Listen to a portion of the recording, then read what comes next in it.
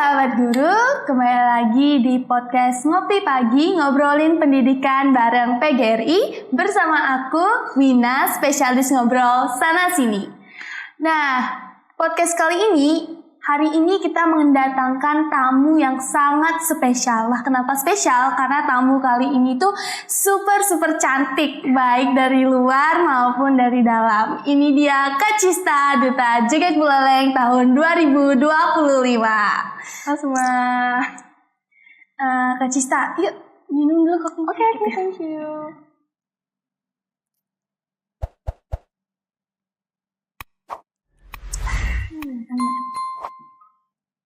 Nah, Kak Cista, ngomong-ngomong nih soal kopi nih.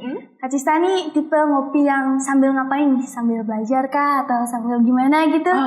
Kalau aku sih tipe yang ngopi sesekali aja ya. Mungkin kalau lagi mood, ya udah aku pesan kopi gitu. Tapi ada gini khusus gak? Misalkan harus dingin, hangat, gimana tuh? Aku suka keduanya. Keduanya. Ya, tapi yang pasti pakai gula sih. Aku tidak kurang suka sama yang pahit gitu. Nah, Kak, kakak bisa ceritain nih sama ke sahabat-sahabat guru kita, mungkin sedikit ingin bertanya gitu, gimana? Apa sih peran Duta JKT Buleleng gitu? Oke. Terima kasih Wina. Ya. Jadi tentunya sebagai JKT Buleleng ya, itu sebagai representatif perempuan Buleleng yang nantinya akan menjadi duta pariwisata untuk kedepannya. Kita ketahui bersama kan kalau Bali ini terkenal dengan sektor pariwisatanya, dan oleh sebab itu harus ada nih brand atau ambassador-nya. Jadi terbentuklah JKT Bagus Buleleng seperti itu. Dan kebetulan aku terpilih sebagai JKT Buleleng 2025 kayak gitu. Yang menaungi JKT Buleleng ini ada kayak instansi yang bertanggung jawabkan gitu nggak? Tentunya dari Semeton JKT Bagus Buleleng sebagai organisasinya. Lalu kita juga di bawah naungan Dinas Pariwisata Kabupaten Buleleng seperti itu. Ya. Jadi dinaunginya tuh sama Dinas Pariwisata ya? Dinas Pariwisata Kabupaten Buleleng. Tapi emangnya tugas JKT Buleleng tuh cuman hanya untuk mempromosikan pariwisata di Bali aja atau ada lagi yang lain gitu? Selain itu juga di sini kita lebih ke forumnya sih, forum Semeton JKT Bagus Buleleng. Itu mereka sebagai suatu organisasi kepemudaan yang nantinya itu dapat menjadi suatu wadah bagi para remaja Buleleng untuk berekspresi dan juga bisa peka nih terhadap isu-isu yang ada di Buleleng saat ini kayak gitu. Seperti contohnya sekarang itu yang lagi tren itu tentang wisata aman bencana gitu. Jadi sini kami sebagai Semeton JKT Bagus Buleleng itu mengadvokasikan bagaimana agar wisata aman bencana ini juga aktif itu di Buleleng seperti itu. Nah, hari ini kan Kak ya, kan kita ini mau ngebahas tentang gaya belajar Gen Z nih. Ya, benar. Mungkin buat sahabat guru yang nggak tahu podcast kali ini, kita itu mau ngebahas tentang gaya belajar Gen Z atau gaya belajar anak muda saat ini nih. Nah, aku mau tanya pendapat kakak nih, kenapa sih tema ini tuh harus penting kita bahas gitu? Kenapa? Oke. Kalau dari aku sendiri ya, aku percaya bahwa setiap orang itu memiliki perbedaan. Salah satunya adalah gaya belajar nih. Kalau aku sendiri, aku tipe yang audiovisual. Jadi, ya, jadi aku bisa melalui gambar, melalui mendengarkan gaya belajarnya. Tapi ada juga yang kinestetik, yang visual seperti itu kan. Ada juga audio. Jadi sepertinya ini sangat-sangat penting ya bagi Gen Z, terutama karena kita itu sebagai seorang pelajar juga, sehingga supaya lebih efektif nih belajarnya. Jadi kita harus tahu bagaimana cara gaya belajar kita yang sesuai dengan diri kita, sehingga nanti kita nggak bakal mumet belajar dan kita bakal lebih aktif lagi dan lebih nyerap gitu ilmunya ke otak kita tentunya. Jadi menurut kakak ini kan gaya belajar tuh sangat-sangat penting ya, gitu betul ya. banget. Nah, tapi aku ada sedikit pertanyaan. Kan zaman sekarang tuh Gen Z itu sangat-sangat berhubungan sekali dengan teknologi gitu kan. Nah, menurut kakak kenapa sih padahal zaman Gen Z saat ini tuh dia gaya belajarnya tuh sangat berhubungan dengan teknologi tapi kenapa dia tuh tidak memanfaatkan itu dengan baik gitu loh? Masih banyak anak-anak yang milih untuk scroll TikTok gitu atau gimana, sementara pendidikan atau ilmu di era sekarang di anak-anak Gen Z itu mudah banget diakses dengan teknologi yang sudah berdampingan dengan mereka itu. Kenapa mereka lebih milih cari yang lain gitu? Jadi dari pandanganku sendiri, aku melihat teknologi itu merupakan suatu peluang yang sangat besar bagi anak-anak zaman sekarang nih untuk bisa belajar di mana aja, kapan aja, dan melalui sumber yang beragam banget. Jadi sebenarnya itu hal yang baik seperti itu. Tapi yang salah itu ketika banyak anak-anak atau siswa atau pelajar yang malah menyalahgunakan hal tersebut kayak gitu. Nah, dari aku sendiri, sepertinya peran orang tua dan juga kontrol orang tua terhadap penggunaan handphone pada anak dan juga sosial media pada anak itu harus dikelola dengan baik oleh orang tua kayak gitu. Dan dari aku sendiri, sepertinya edukasi sih yang perlu ya, karena banyak anak-anak dan juga pelajar tentunya yang belum tahu memanfaatkan cara memanfaatkan kayak sumber belajar dari media sosial, dan juga mereka nggak tahu dari mana aja kita bisa belajar, aplikasi-aplikasi yang bisa kita gunakan untuk belajar seperti itu. Terus juga sepertinya ada faktor juga dari FOMO ya, atau fear of missing out gitu. Jadi banyak sekali aku melihat teman-teman aku yang mereka itu malah lebih suka untuk scrolling TikTok dan mengikuti tren-tren kekinian gitu. Even mereka tidak menggunakan TikTok, Instagram itu untuk mencari sumber belajar atau bahan ajaran gitu. Karena menurut mereka itu kurang menarik aja gitu. And that's why menurut aku di sini peran pemerintah, peran guru dan juga influencer untuk lebih banyak nih buat konten tentang pendidikan, tentang ilmu sosial, umum atau apapun itu. Dan seharusnya itu lebih banyak bermarak lagi nih menjadi tren bagi masyarakat dan juga pelajar-pelajar kita di Buleleng atau di Indonesia saat ini gitu. Sehingga kalau itu udah tren, jadi mereka bakal ngikutin tren itu juga nggak sih untuk belajar lewat sosial media seperti itu. Tapi secara umum karena gini sih, karena kontrol orang tua, jadi orang tua kayak kurang mengawasi anaknya menggunakan handphone ya. Kayak misalnya mereka malah main game lama-lama dan juga malah lebih banyak scrolling buat video TikTok atau yang sejenisnya kayak gitu. Dan itu nggak salah, tapi kadang-kadang ketika itu berlebihan, tentunya itu kan tidak baik ya untuk kita. Anak kita jadinya kecanduan atau ketergantungan kayak gitu. Itu sih kalau dari aku. Nah, jadi banyak peran yang harus berkaitan gitu supaya teknologi yang berdampingan di anak-anak Gen Z saat ini tuh bisa lebih efektif gitu. Semua sektor tuh harus bersinergi bersama, baik itu orang tua, masyarakat, pemerintah, dan juga anak-anak itu sendiri atau pelajar. Jadi ketika mereka berkolaborasi juga bersinergi, tentunya teknologi itu dapat dimanfaatkan menjadi sesuatu hal yang bisa jadikan sebagai sumber belajar kayak gitu. Tapi kan kita tuh manusia lagi. Kayak pernah gak sih ngalamin hal yang kayak gitu, jadi kayak kadang ngerasa nggak memanfaatin sosial media atau teknologi itu dengan sempurna kayak gitu. Itu sangat sering ya sebenarnya, karena kita juga karena aku juga kadang-kadang mumet gitu belajar, makanya kadang-kadang aku memutuskan gimana kalau misalnya aku scrollingnya aja bentar gitu. Keterusannya gitu scrollingnya. Dan di akhir aku kadang-kadang kayak menyesali hal itu gitu. Kayak gini loh, semisal aku scrolling TikTok atau Instagram itu 1 jam, aku di akhir ketika sudah sadar itu kayak, aku kok lama banget ya nge-scrollingnya gitu. Padahal sebenarnya waktu 1 jam itu aku bisa manfaatkan untuk mengejar tugas-tugas aku yang mau deadline kayak gitu. Jadi di akhir tuh pasti ada aja penyesalan, dan aku yakin itu juga terjadi sama teman-teman di Buleleng ini ya. Dan banyak teman-teman aku juga mengalami hal tersebut. Jadi emang penyesalan itu datang terakhir sih. Terakhir gitu, karena aku juga kadang-kadang tuh kayak gitu. Jadi asik nge-scroll gitu, kalau misalnya mau sini gitu. Tapi kayak tunggu dulu deh, ini dulu, itu scroll dulu gitu. Kayak bukan kita yang mengendalikannya, kayak ada orang lain mengendalikan seperti itu. Tapi itu memang itu kecanduan ya, bentuk kecanduan.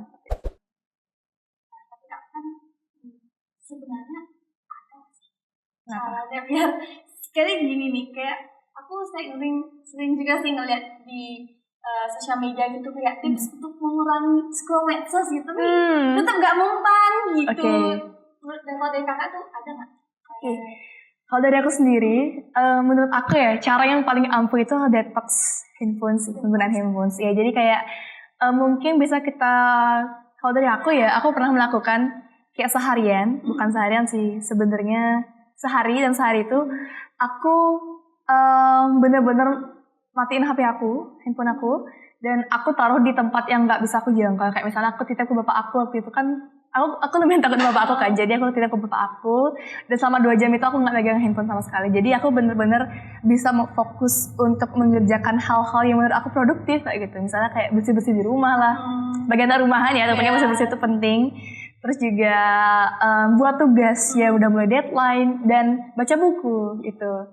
Jadi sebenarnya yang paling solusi solutif itu adalah detox HP-nya gitu. Jadi jangan menggunakan handphone tersebut gitu. Itu sih. Tapi kalau misalnya kalau lagi belajar dan kita perlu handphone, itu aku biasanya pakai mode silent gitu. Mode jangan ganggu, tidak mengganggu. Ya, jadi nggak bakal ada notifikasi dari WA atau WhatsApp atau Instagram atau TikTok yang masuk. Jadi aku bisa fokus mencari referensi materi di internet. Gitu. Jadi aku tidak akan terganggu dengan notifikasi tersebut. Terganggu gitu. Ya. Ya, karena kadang-kadang kayak yang buat kita scrolling lama itu karena gini nggak sih, kayak ada notif dari temen kayak terus kita kayak pengen terus soalnya dia kayak gitu. Nah, sahabat guru, sekarang kita akan memasuki ke segmen Halo PGRI. Nah, jadi segmen ini adalah segmen wajib yang dimana nanti banyak orang dari berbagai kalangan, dari instansi manapun bisa bertanya dengan narasumber. Nah, di sini sudah ada 3 pertanyaan terpilih dari orang-orang yang mengajukan pertanyaan. Nah, ini aku mau membacain pertanyaan-pertanyaan dari mereka ya, Kak. Silakan. Ya. Nah, jadi ada 3 pertanyaan terpilih yang mau aku bacain dan bakal dijawab langsung nih sama Kak Cista. Nah, pertanyaan yang pertama, ini dari siapa ya? Oke, dari Pin Desa Bondalem. Desa Bondalem, tahuan nih dari mana? Bagaimana tanggapan Anda tentang Gen Z yang menggunakan AI dalam proses belajar mereka? Apakah bisa membawa dampak yang positif atau malah sebaliknya? Oke. Sekian ya dari pertanyaannya. Oke, langsung jawab aja nih. Oke. Terima kasih banyak pertanyaan dari Pin Bondalem. Oke. Jadi secara umum tuh bagaimana pengaruh AI ya terhadap kita. Oke, sebagai seorang pelajar, aku memandang kecerdasan buatan atau artificial intelligence itu sebenarnya adalah hal yang sangat-sangat bagus karena tujuannya itu dibuat untuk membantu dan juga meringankan pekerjaan manusia kayak gitu. Contohnya itu aku pernah buat karya tulis ilmiah dan aku mencari referensi materinya itu di AI seperti itu. Ya, tapi bukan semata-mata kita benar-benar kayak meminta AI untuk membuat KTI tersebut, kan enggak kan. Ya, yang sering salah gunakan oleh generasi saya ataupun remaja-remaja kita itu adalah ketika mereka punya tugas nih, tapi sepenuhnya itu yang mengerjakan adalah AI gitu. Jadi kita cuma salin dan juga tempel aja gitu di words. Dan itu yang salah sebenarnya. Jadi menurut aku yang paling penting itu adalah bagaimana cara kita agar dapat mengkolaborasikan antara teknologi dan juga kecerdasan kita dan sebagai manusia itu dalam suatu bentuk karya seperti itu. Jadi bukan semata-mata itu karyanya AI ya, tapi itu lebih bagaimana dari kita sebagai manusia itu bisa memanfaatkan AI dengan sangat baik seperti itu. Secara umum dampaknya itu baik, positif. Tapi ketika kita salah menggunakannya itu tentunya akan berdampak ke hal yang negatif kayak gitu. Contohnya kayak kita mulai malas mengerjakan tugas, ya kan? Dan kita merasa ketergantungan dengan AI tersebut seperti itu. Dan itu yang bakal menjadi masalahnya. Nah, terus solusinya apa nih? Solusinya itu adalah yang pertama, menurut aku pribadi itu yang menggunakan AI itu rata-rata anak-anak remaja dari rentang SMP sampai SMA ya. Dan seperti di sini pengawasan orang tua itu lumayan penting ya, karena mereka yang bakal mengawasi kita gitu. Terus juga lebih ke gini sih, lebih ke kesadaran masing-masing aja, supaya bagaimana teknologi ini tidak menguasai kita, tapi lebih bagaimana kita yang menguasai teknologi dan dapat memanfaatkan teknologi tersebut untuk kebermanfaatan manusia ke depannya, kayak gitu aja. Nah, jadi untuk pertanyaan dari Bondalem, ini pertanyaan sudah terjawab oleh Kak Cita ya. Jadi dia udah ngejelasin mengenai gimana dampaknya AI buat ini dan cara penanggulangannya juga. Nah, lanjut kita ke pertanyaan kedua. Ini dari adik-adik SMP ini. Ini SMP. dari Kade Eliza Chandra Permata Putri dari SMP Negeri 4 Tejakula. Dia nanya, menurut kakak, apa perbedaan utama gaya belajar Gen Z dibandingkan generasi sebelumnya? Sekian, terima kasih. Oke, singkat pada jelas ya pertanyaannya. Iya, singkat pada jelas banget. Oke. Dari pandanganku sendiri, apa yang membedakan gaya belajar kita sebagai generasi Z yang lahir pada rentang tahun 1997 sampai tahun 2010 itu adalah generasi Z itu lebih suka untuk belajar by doing, learning by doing, ketimbang dengan generasi sebelumnya, seperti millennials atau boomers kayak gitu. Karena aku melihat teman-teman aku itu tipe yang kurang suka dengan teori.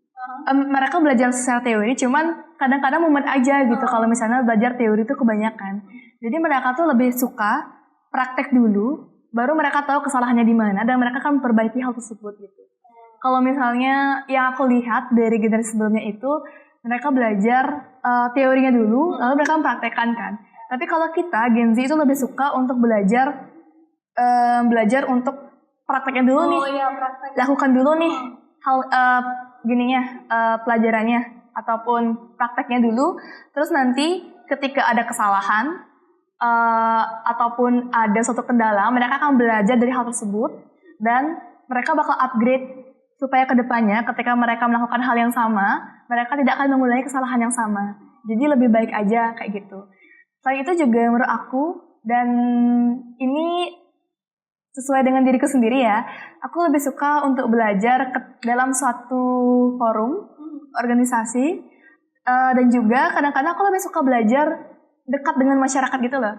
Jadi misalnya kayak ada community service atau bakti sosial, aku bakal mengamati banyak hal dan juga nanti aku akan mempertanyakan hal tersebut. Kayak random aja sih pertanyaannya, terus nanti bakal pelan-pelan terjawab dengan waktu yang ada kayak gitu. Jadi menurut aku sih Gen Z itu lebih suka learning by doing ya. Jadi kita belajar ketika kita melakukannya kayak gitu aja. Nah, jadi buat adik Eliza itu juga pertanyaan dan terjawab tuh apa yang membedakan gaya belajar anak Gen Z dan juga generasi yang lainnya. Nah, lanjut nih Kak ke pertanyaan yang terakhir itu dari Kadek Pramista Talenta. Dari SMA Negeri 1 Tejakula. Nah, pertanyaannya itu gini. Menurut saya, kebanyakan Gen Z itu belajarnya kan sesuai mood mereka. Kira-kira apa sih solusi dari kakak tentang masalah ini? Menurut kakak, dibandingkan dengan gen-gen lainnya, apakah Gen Z merupakan gen yang cukup baik dari gen lainnya? Mengapa kebanyakan orang mengatakan Gen Z itu maunya yang cepat dan instan aja? Apakah betul seperti itu? Nah, Kak, ini pertanyaan bertumi-tumi ini. Ya, beruntun pertanyaannya ya. Oke. Jadi yang pertama itu tentang Gen Z yang belajar sesuai mood aja ya. Dan apa sih caranya untuk menyelesaikan hal tersebut, solusinya? Oke. Terima kasih atas pertanyaannya. Jadi menurut aku sendiri, aku juga tipe orang yang mood, kalau dibilang mood, ketika belajar juga kadang-kadang ngumpulin mood dulu ya. Oke. Tapi bagaimana cara kita untuk mengatasi hal tersebut, yaitu dengan membangun motivasi internal. Jadi, ketika kita sudah termotivasi untuk mengikuti suatu hal, kita bakal terus untuk upgrade diri dan juga terus pengen belajar hal tersebut kayak gitu. Jadi, ketika kamu udah memiliki motivasi terhadap suatu hal, nggak perlu nunggu mood sih, pasti kita bakal secara naluri, bakal langsung terus-terusan untuk melaksanakan hal tersebut kayak gitu. Misalnya kayak motivasinya apa? Mungkin mau mencari universitas impian nih kayak gitu. Jadi kalau kita udah terbangun motivasi yang sangat-sangat besar untuk nembak universitas tersebut, tentunya kita pasti kan tidak nunggu mood nih, pasti langsung belajar. Karena kita tuh sadar bahwa kita tuh dengan belajar kita bisa mencapai impian tersebut. Jadi supaya kita tidak belajar by mood, bangunlah motivasi internal kita dulu kayak gitu. Sadarkan diri kita dulu bahwa kita tuh perlu belajar karena kita punya target ke depannya. Kita perlu membentuk masa depan yang kita inginkan di kemudian hari kayak gitu. Terus pertanyaan kedua tentang gimana tadi pertanyaan kedua? Stereotip kalau misalkan Gen Z itu ingin yang cepat dan instan. Gitu. Oh ya gitu, oke. Menurut aku pribadi itu gini, Gen Z itu adalah generasi yang memang terlahir dan juga hidup dan berkembang di dunia yang serba instan. Contohnya apa? Kita sudah banyak menemukan fast food. Kita sudah banyak juga menemukan AI. Maksudnya bukan menemukan sih, tapi lebih kita lahir dan hidup di dunia yang sudah menggunakan AI atau kecerdasan buatan. Dan secara nggak langsung, hal-hal instan tersebut itu yang membantu kita sebenarnya. Itu. Dari aku pribadi, oh iya, tadi ada pertanyaan tentang gini ya, apakah Gen Z ini lebih baik? Iya. Gimana? Oke.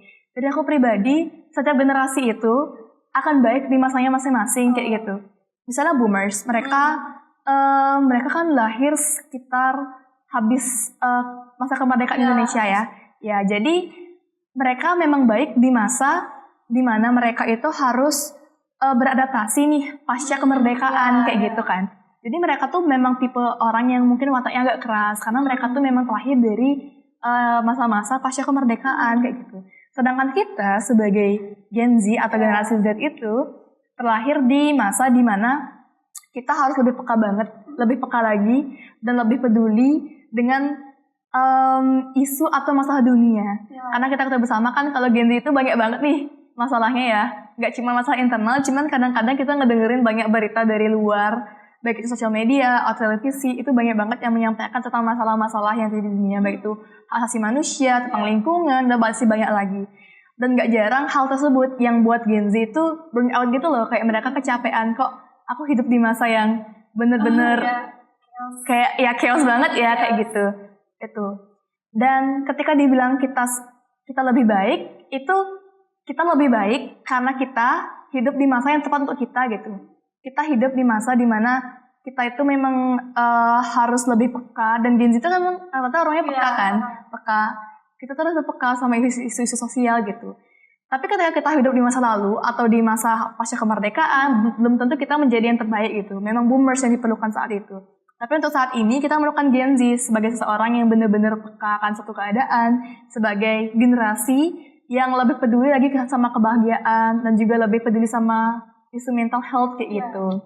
Dan ketika dibilang generasi Z itu sebagai generasi yang mau instan doang dan juga pengen lebih cepat, itu karena sebenarnya kita tercipta dan juga ada di masa yang serba instan memang. Contohnya kita kayak udah ada nih kopi bubuk instan kayak gitu kan. Jadi keinstanan tersebut sebenarnya bukan hal yang masalah banget ya. Karena itu memang produk yang disediakan oleh dunia kepada Gen Z gitu. Tapi bukan tidak semua Gen Z mau yang instan. Buktinya banyak Gen Z yang berjuang mungkin di SNBP, SNBT untuk mencapai impiannya mereka. Dan mereka mau diproses kan? Mereka nggak mau instan kan? Iya. Jadi itu relatif sih pandangan orang apakah Gen Z itu mau instan atau mau cepet doang. Tapi menurut aku sendiri tidak gitu aja. Itu hanya stereotip yang ada karena Gen Z ini dipandang sebagai generasi yang hidup di masa yang serba instan aja kayak gitu. Tapi sepenuhnya apakah Gen Z itu mau yang instan doang? No, kayak gitu. Tergantung lagi orang-orangnya bagaimana. Tapi rata-rata Gen Z itu adalah seseorang yang sangat pejuang yang menurut aku. Itu pejuang dunia mereka. Ya itu ya Kak, jawaban dari Kak Cita untuk pertanyaan Kakak. Nah, sekarang kita lanjut nih ke pertanyaan berikutnya nih Kak. Nah, Kakak tahu ini nggak gaya model belajar estetik? Yang kalau misal yang pakai teknik Pomodoro, SCC, Penny Main, yang kayak gitu-gitu ya. Yang pakai journaling gitu. Oke. Yang pakai lettering, Yang oke. pakai catatan yang estetik gitu ya. Ada di Pinterest. Menurut Kakak, sebenarnya orang yang ngikutin teknik atau gaya-gaya tersebut tuh efektif nggak sih untuk perkembangan belajarnya?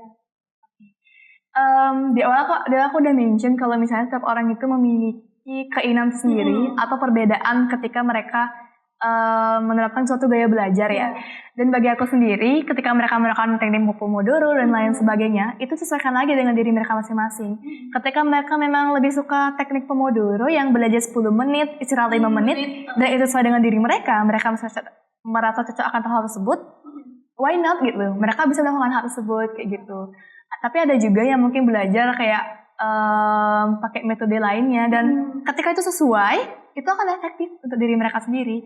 Jadi itulah tugas kita sekarang untuk lebih mengenal diri sendiri lagi, bagaimana cara atau teknik belajar, gaya belajar yang benar-benar tepat untuk kita kayak gitu. Dan selama itu cocok dan juga tepat, itu pasti akan efektif ke depannya. Tapi kalau nggak tepat dan nggak cocok, kamu bakal merasa kayak benar-benar kayak belajar yang mumet, materi nggak masuk ke pikiran atau ke otak kayak gitu, nggak kerusuk materinya. Itu bakal terasa kalau misalnya gaya belajar itu nggak sesuai. Tapi kalau sesuai, itu bakal klop gitu loh sama pikiran kita dan kita bakal lebih menguasai materi tersebut. Jadi kembali lagi kenali diri sendiri dan apa gaya belajar yang cocok untuk kalian kayak gitu.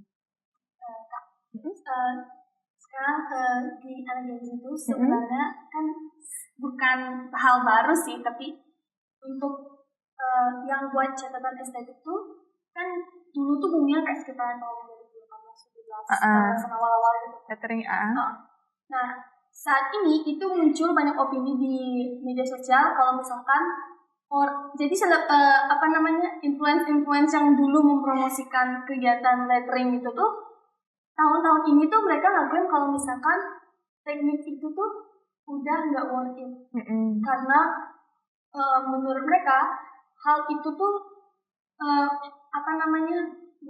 mengikis waktu gitu loh, kayak merebut waktu untuk belajar materi itu. Jadi untuk membuat lettering itu menurut mereka katanya kamu akan menghabiskan lebih banyak waktu untuk menghias catatan daripada isi materinya. Nah, menurut kakak gimana sama hal itu? Oke.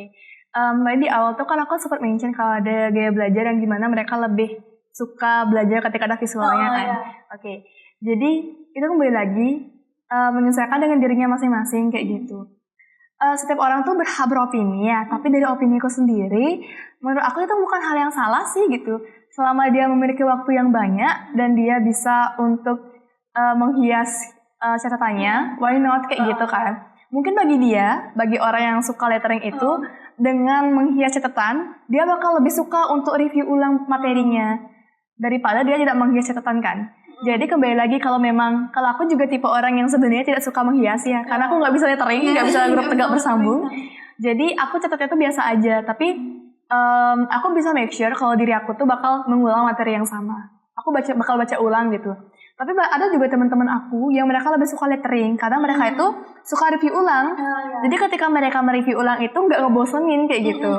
Bakal banyak warna-warna, bakal banyak bentuk yang mereka jumpai, dan itu bakal menurut mereka bakal lebih masuk dan klop aja gitu di otak mereka, dan akhirnya mereka menguasai deh materinya gitu. Jadi itu bukan hal yang salah ya bagi aku, tapi lebih ke bagaimana selama kita bisa memanage waktunya dengan baik, itu boleh kok gitu. Itu bukan hal yang salah, tergantung lagi bagaimana cara kita untuk mengeksekusi kembali tulisan tersebut agar kita bisa baca ulang atau review ulang kayak gitu. Oke Kak, jadi dari tadi kan kita ngebahasnya tuh yang bersifatnya gaya belajar tuh pribadi gitu ya, lebih ke untuk diri kita sendiri. Aku membahas kalau kita belajar itu di sekolah. Ya, dari sekolah. Kalau di sekolah tuh kayak diatur gitu kan, kayak gitu. Sesuai jadwal. Kadang-kadang aku punya pengalaman nih. Jadi aku tuh dulu pernah duduk paling belakang. Paling belakang. Di deretan kelas tuh di paling belakang. Nah, aku ngerasa materinya tuh nggak masuk gitu loh, nggak masuk gitu, nggak bisa aku pahami. Aku memilih untuk pindah tempat duduk di paling depan. Pokoknya deket sama papan tuh. Nah, aku ngerti. Terus ada temanku yang duduknya di depan. Dia nggak ngerti materinya, tapi pindah paling belakang itu dia ngerti. Nah itu sebenarnya kenapa sih? Oke. Kalau dari pandanganku sendiri ya, aku juga tipe orang yang suka duduk di depan. Karena selain karena tulisan di papan terlihat jelas, aku juga bisa mendengarkan materi yang dijelaskan oleh guru tuh lebih clearly lagi, lebih jelas lagi gitu. Tapi menanggapi teman kamu yang kalau misalnya di depan dia tidak memahami materi tapi di belakang paham, kemungkinan itu karena dia gugup mungkin. Siapa tahu kan? Ya, jadi ketika di depan mungkin dia kayak nervous, dia merasa kayak takut gitu sama gurunya dan merasa nggak aman. Terus ketika dia ke belakang, dia bisa bawanya lebih enjoy dan lebih menikmati, dia tidak ada tekanan, jadi dia bisa lebih meresap dari materinya. Karena aku juga merasa seperti itu. Ketika aku dalam satu tekanan nih, misalnya kayak dalam satu kelas, aku merasa pesaingku nih, pesaingku itu bukan pesaing sih, tapi teman yang ambis, teman yang ambis tuh kayak dia tuh gimana ya, dia tuh menunjukkan keambisannya, aku bakal bisa tertekan. Dan akhirnya materi itu nggak masuk ke otak aku, karena apa? Karena aku merasa tertekan dan merasa harus nyaingin dia, bukan untuk paham materinya gitu.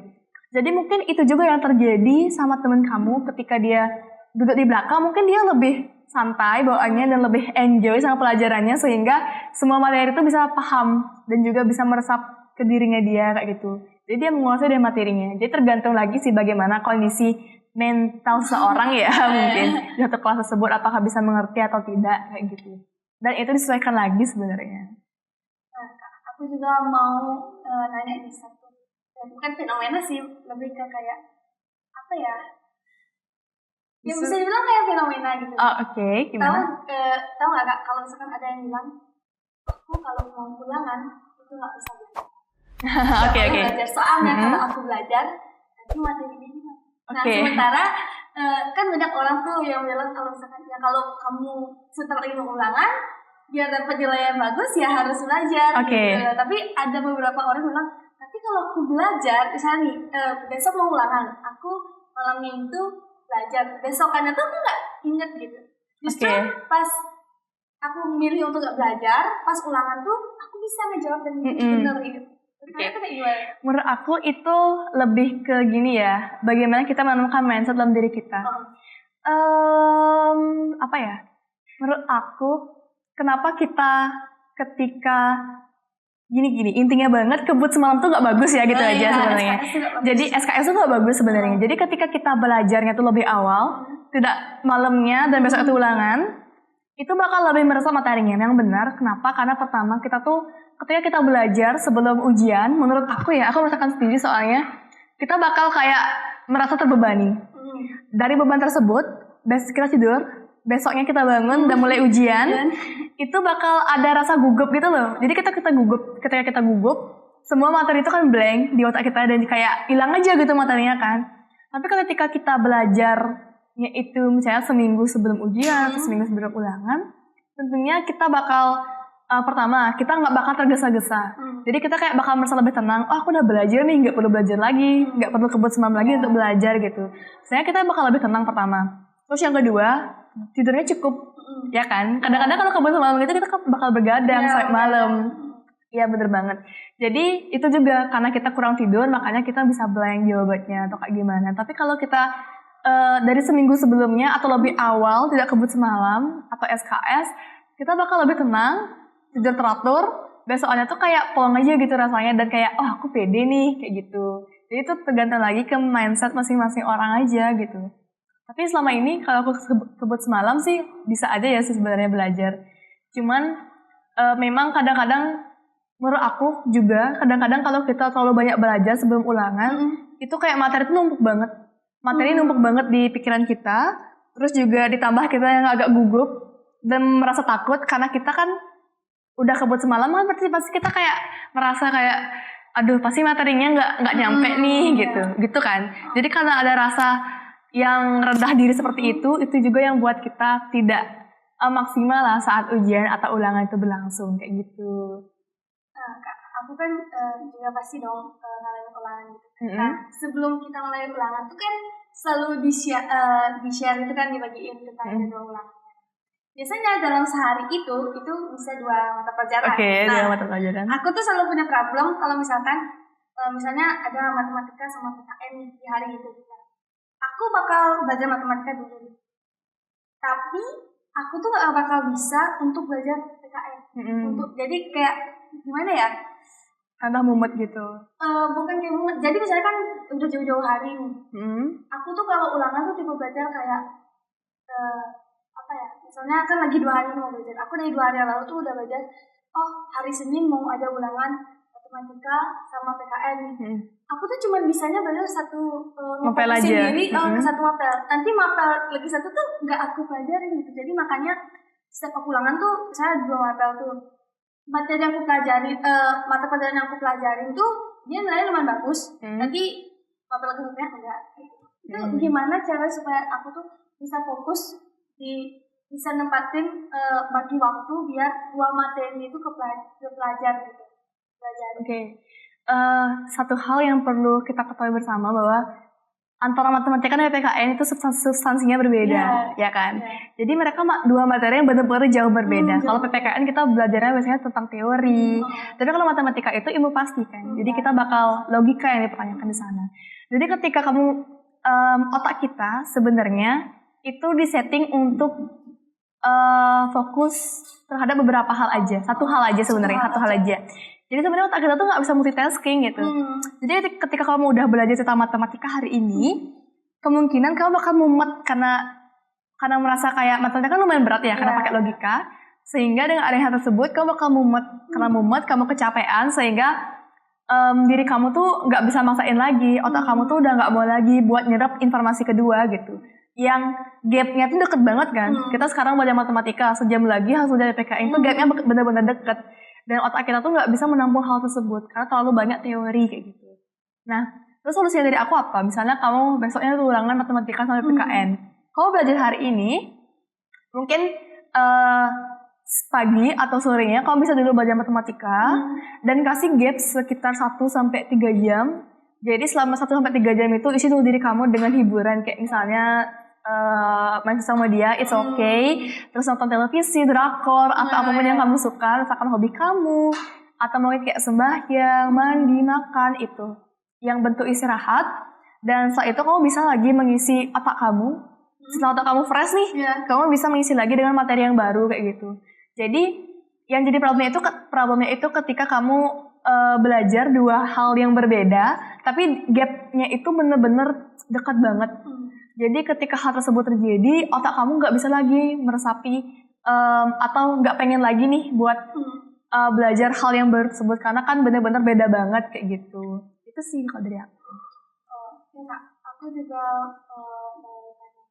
Aku tuh punya kebiasaan agak aneh sih sebenarnya. Kenapa? Aneh sih. Jadi aku tuh nggak bisa belajar dari rentang waktu jam 6 sore ya sampai jam 8 itu kan jam normal orang belajar normal. Aku tuh harus belajarnya kayak dari jam 10 malam. Jam 12. Wow. Kayak gitu. Jadi kayak aku tuh kayak tipe belajar yang harus begadang. Karena kalau aku belajar dari jam 6 sampai jam 8 tuh aku merasa materinya tuh gak masuk. Tapi kalau misalkan jam 10 sampai jam 12 malam ya, at least jam orang tidur, itu tuh aku bisa nyerap gitu kan. Kan aku berpikirnya kayak karena aku ngelakuin metode belajar yang kayak gitu, aku yang pertama pasti ini aku ngopi. Oke. Pertama itu ngopi, terus jadi sering lebih makan malam. Makanya lebih suka malam, ya, lebih suka malam gitu. Sama nanti gini loh, aku kan tidurnya pasti mungkin sekitar jam 1. Tapi aku tuh jadi punya kebiasaan jam 5 tuh bangun. Jadi kan istirahatnya kurang benar. Aku pengen ngurangin kebiasaan itu sampai sekarang tapi Gak bisa. Oke. Karena ada caranya gitu. Menurut aku hal itu terjadi karena kamu merasa dari jam 10 sampai jam 12 itu adalah waktu yang sangat hening untuk belajar. Jadi kemungkinan kamu itu merupakan tipe orang yang belajar itu harus sunyi dan gak ada gangguan. Aku merasakan sendiri ketika aku belajar dari jam 6 sore sampai jam 8 malam, itu bakal banyak distraksi. Pertama mungkin orang tuaku mungkin ngobrol panjang lebar dan kedengeran sampai kamar. Terus adik-adikku masih main-mainan kan. Dan mungkin itu juga terjadi diri kamu ketika kamu belajar dari jam 6 sampai jam 8. Sehingga kamu terdistraksi nih. Benar-benar kayak keganggu banget belajarnya. Nah, makanya kamu ngambil waktu sunyi kan dari jam 10 sampai jam 12. Dan secara nggak langsung itu impact-nya ke kualitas tidur kamu. Jadi kamu tidurnya sedikit dan nggak bisa banyak kayak gitu. Oke, aku paham bagaimana situasi di situasi tersebut gitu. Dan dari aku sendiri sebenarnya banget aku di rumah tidak memiliki tempat yang benar-benar proper untuk belajar ya. Karena aku kan ada adik juga, banyak banget ada adik-adik aku dan aku merasa kayak sering terdistraksi aja dengan mereka. Jadi salah satu caraku untuk bisa belajar di siang hari atau di sore hari, bukan di malamnya banget, itu adalah dengan cara aku belajar di tempat-tempat yang menurut aku nyaman. Contohnya kayak di kafe. Di kafe aku sering belajar di kafe. Terus juga kadang-kadang aku lebih suka belajar tapi lewat sosial media loh. Kayak misalnya aku mencari materi tentang apa nih, Pythagoras kayak gitu. Aku bakal nyari search-nya itu di TikTok gitu. Jadi lebih masuk dan klop aja di aku karena aku bisa mendengarkan, mungkin sekaligus rebahan gitu. Tapi sebenarnya menurut aku tidur itu penting sih. Dan kayaknya waktu belajarnya itu bisa sejam aja. Kita nggak perlu belajar lama-lama nggak sih? Mungkin kamu bisa dari jam 10 atau jam 9 lah kalau main sunyi tuh. Dari jam 9 sampai jam 10 belajarnya, aku dari jam 10 sampai jam 11. Tinggal diatur-atur aja waktunya supaya kamu tidak kebablasan sampai jam 12 dan tidurnya tuh jam 1. Bisa dengan cara kayak kamu mungkin waktu istirahat di sekolah itu review dulu materinya sebentar-sebentar aja. Terus nanti pas pulang itu dalam waktu sejam itu kamu bisa belajar materi untuk esok hari. Jadi dengan hal tersebut kamu bakal lebih bagus managing time-nya, manage waktunya tuh lebih bagus lagi, dan jadinya kamu tidurnya tuh nggak kemalaman deh kayak gitu. Karena kadang-kadang kalau kamu merasa nggak kalau tidurnya itu kurang, kamu nggak bakal fokus juga buat di hari H belajar kan? Iya, ngerasa. Ya kan sering kayak gitu kan. Jadi sebenarnya tidur itu penting banget karena itu juga bisa meningkatkan mood kita untuk belajar dan juga lebih meningkatkan fokus kita sih untuk belajar kayak gitu. Jadi tidur itu penting gitu ya. Tidur itu sangat penting. Sangat penting gitu. Oke. Nah, sahabat guru, jadi maaf banget nih ya buat jadi aku nambahin segmen baru nih. Nah, aku mau nambahin segmen fun fact tentang diri kakak. Ada fun fact tentang aku. Oke, that's fine. Jadi kan soalnya dari tadi kita bahas belajar terus nih, mau banget. Jadi kita harus sedikit tentang kakak.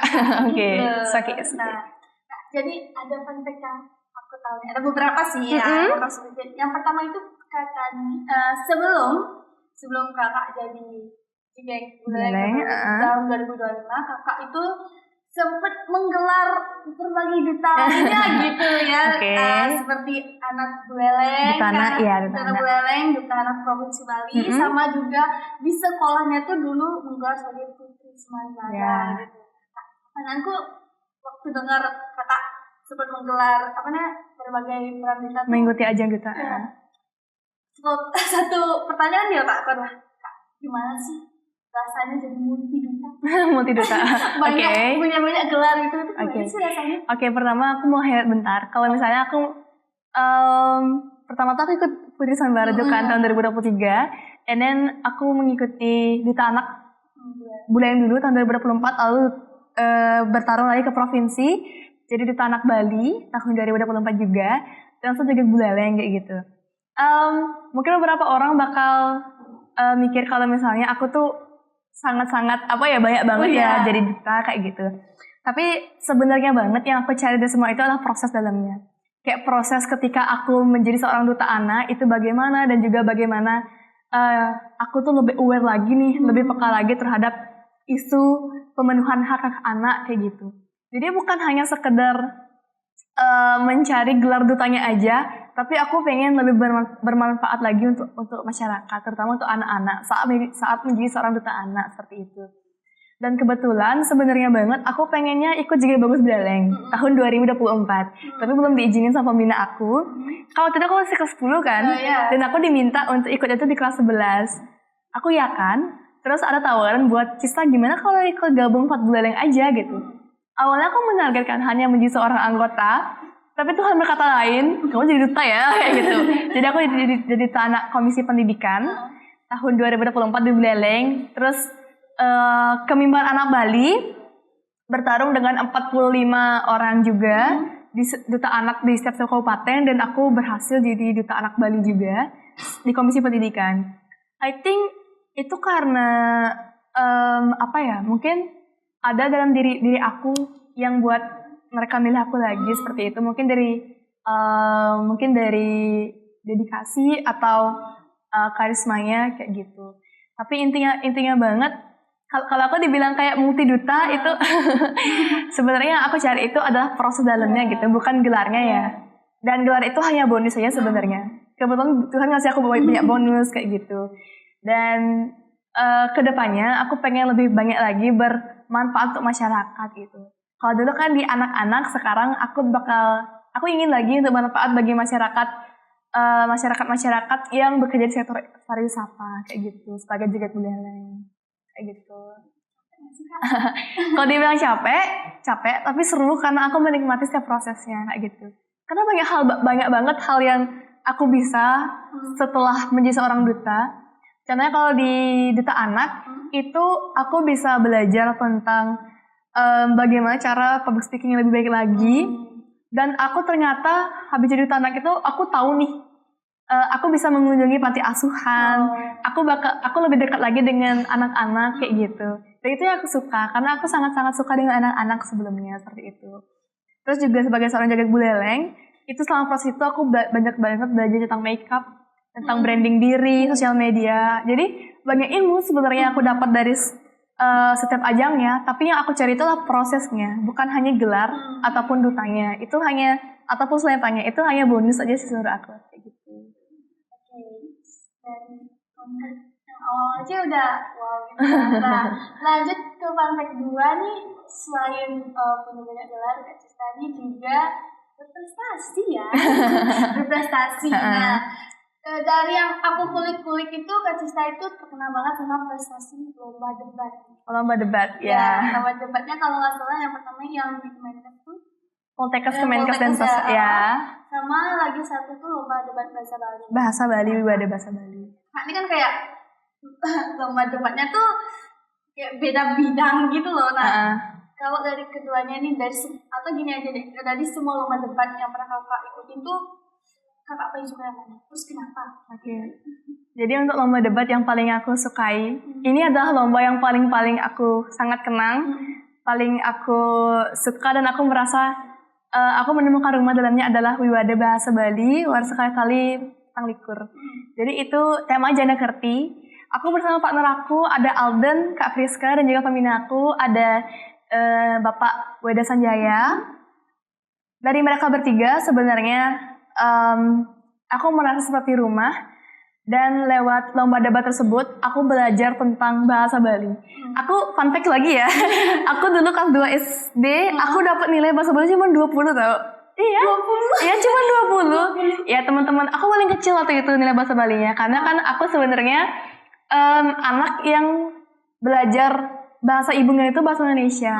Jadi, aku benar-benar gak paham bahasa Bali dulu gitu. Kelas 2 SD tuh aku nilai bahasa Bali cuma 20. Tapi melalui lomba debat ini, lomba Wibada ini, aku jadinya Wimbekar Wibada ini mengajarkan aku tentang bahasa Bali dan penggunaan yang tepat lagi. Apalagi itu kan debat ya. Secara nggak langsung itu tuh kayak naluri aja gitu. Tidak kita beda sama pidato yang kita hafal ataupun kita siapkan. Tapi ini benar-benar nggak disiapkan. Ini benar-benar kayak bagaimana penguasaan bahasa Bali kita dipadukan dengan kritikal tingginya kita kayak gitu. Dan waktu itu kami akrab memanggil pembina kami dengan Aji Weda. Aji Weda itu banyak banget mengajarkan kakak tentang bagaimana menggunakan bahasa Bali yang benar dan juga yang layak.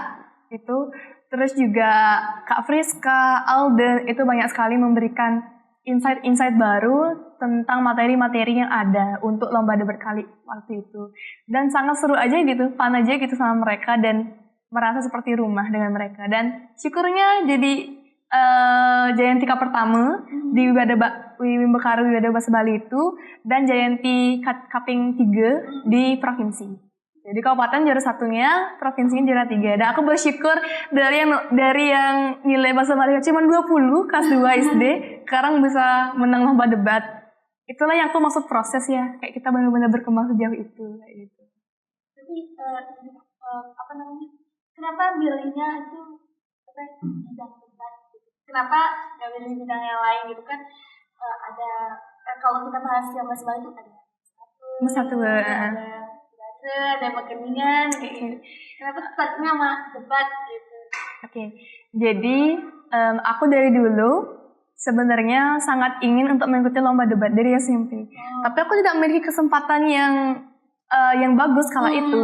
Waktu SMP aku sudah pernah mencoba lomba storytelling, lomba musatwa SD pernah, terus juga lomba pidato tuh pernah juga di SMP, lomba MC, lomba pewara itu juga pernah. Jadi aku ingin hal yang baru lagi di SMA gitu, dan aku memilih debat bahasa Bali kayak gitu. Ya itu lomba debat pertama aku, lomba debat bahasa Bali lagi. Dan kenapa aku suka debat? Karena bukan debat gini ya, bukan, tapi lebih ke lomba debat. Karena menurut aku ketika lomba debat itu challenging aja sih menurut aku, kayak menantang aja, kayak mereka memberikan kadang-kadang mosinya itu kayak dadakan, dan itu yang menurut aku menjadi satu tantangan, dan aku suka akan tantangan tersebut kayak gitu. Karena itu benar-benar menguji critical thinking yang aku punya selama ini kayak gitu. Jadi memang selain public speakingnya diuji, critical thinkingnya juga diuji kayak gitu aja. Wow. Ada banyak sekali sampai ya, mulai dari nilai bahasa kelas 2 yang cuma 20 ya. Terus juga ternyata selain ngikutin lomba debat di bahasa Bali, juga sebelumnya ketika SMP itu ikutin banyak lomba lagi. Nah, udah jadi duta, berprestasi, ternyata aktif di organisasi sekolah juga. Ya, lumayan. Kan kakak tuh jadi sekretaris OSIS nih katanya. Ya, sekretaris OSIS. Kan kakak jadinya punya banyak kegiatan gitu. Caranya ngebagi waktu tuh gimana sih? Soalnya ada yang lomba untuk harus belajar gitu, ada yang berorganisasi, terus ada yang di luar sekolah, kayak gitu tuh gimana caranya? Jadi kalau dari aku sendiri, ketika aku ikut organisasi tersebut, ketika aku tidak mengikuti suatu lomba, itu aku bakal lebih maksimal performanya di organisasi itu, terutama di OSIS ya. Tapi waktu ini sempat karena menurut aku agak padat jadwal jaga bagusnya, aku komunikasi nih sama ketua OSISnya, ada namanya Angga. Aku komunikasi sama Angga untuk izin sebentar dari kegiatan OSIS. Tapi nanti ketika aku selesai itu, aku bakal datang lagi dan juga lebih aktif lagi untuk ambil tugas-tugas aku kayak gitu. Karena menurut aku nggak make sense aja kalau misalnya kita bisa maksimal di kedua hal tersebut dengan waktu yang benar-benar tabrakan ya. Jadi kita memilih yang paling penting terlebih dahulu. Tapi ingat komunikasikan di bidang yang lain kayak gitu. Jadi aku waktu itu komunikasi dengan Angga, dan Angga kayak mendukung, oh ya nggak apa-apa. Tapi nanti kalau udah selesai, nanti kamu bantu lagi ya di sini kayak gitu. Aku kayak gitu sama Angga, dan syukurnya Angga sangat-sangat mendukung hal tersebut, dan syukurnya lagi aku bisa membuktikan kalau aku tuh bagus di pemilihan jaga bagus ini, sehingga nanti ketika aku ke OSIS itu kayak aku tidak bawa tangan kosong kayak gitu. Gak sia-sia lah waktu ini aku izin sebentar, izin waktu rapat, izin waktu berkegiatan kayak gitu. Karena aku ada hasilnya. Tapi nanti ketika aku udah selesai dan aku bisa bantu lagi, aku kan lebih maksimalkan lagi performa aku di OSIS kayak gitu. Tapi aku OSIS 2 periode sih. Sebelum itu aku jadi bidang akhlak mulia dengan Kak Tama. Terus yang kedua ditunjuk jadi sekretaris, dan aku bersyukur akan hal tersebut gitu. Gini kan, kayak ada banyak hal, tapi kakak gini kan, ada penyesalan mungkin sedikit kan karena terbagi waktunya, jadi mungkin ada beberapa hal-hal di OSIS yang kakak nggak bisa ikutin kayak gitu. Ada? Kalau penyesalan sih nggak ada ya. Cuman kayak kadang-kadang kayak mikirin kayak, kok aku nggak bisa ikut kegiatan ini ya jadinya kayak gitu. Jadi lebih kayak lebih kayak menyayangkan aja karena aku tidak bisa mengikuti semua hal tersebut. Tapi kan kita kan nggak boleh ngikut, gimana ya, nggak boleh, kalau istilah baliknya kayak lobe kayak gitu. Kita nggak boleh terlalu, kita harus tahu kapasitas diri kita dulu. Kalau emang udah nggak bisa, komunikasikan aja nggak bisa gitu. Nanti kita bakal maksimal di next agenda kayak gitu. Itu sistemku di OSIS kayak gitu. Nah, pertanyaan akhir dah nih, pertanyaan terakhir. Untuk kan kita ngebahasnya tuh dia belajar gizi. Nah, buat bisa kakak kasih motivasi gitu ya buat genzi di luar di Bali ini yang kalau belajarnya itu pakai mood gitu Kak. biar tumbuh nih abis nonton ini mereka ada keinginan gitu buat mau belajar tuh, ada motivasi yang sedikit kata-kata gitu. Oke. Aku nggak tahu ini mempan atau enggak, cuma I will try my best. Jadi buat teman-teman semua yang lagi nonton, aku tahu kita dalam suatu situasi yang berat di era gempuran yang sangat-sangat berat dan isu sosial yang makin marak lagi. Tapi percayalah, bahwa kita bisa melalui semua ini. Dan sekali lagi, jangan belajar, ingatlah masa depan kalian. Jangan hanya ingin enaknya saja saat ini, tetapi lebih baik kita berjuang kali ini, berjuang dengan lebih keras saat remaja, dan nantinya akan berbuah lebih baik, dan juga kita bakal bisa mendapatkan masa depan yang kita inginkan, masa depan yang cerah di kemudian hari. Jadi kita semangat untuk belajar, dan jangan terlalu menunggu mood lagi untuk belajar, karena belajar itu bisa di mana saja, kapan saja, dan lewat siapa saja. Sekian dari kata-kata motivasi dari Kak Cista buat Gen Z di Buleleng supaya bisa meningkatkan mood belajarnya. Nah, dari kata-kata penutup dari Kak Cista juga mengakhiri dari sesi podcast kita kali ini. Jangan lupa buat sahabat guru yang sudah menonton untuk share dan juga like serta komen juga video kita. Dan buat kalian yang pertama kali nonton, jangan lupa untuk subscribe channel ini karena setiap minggunya akan ada podcast baru lagi. Sampai jumpa dan see you next time. Dadah!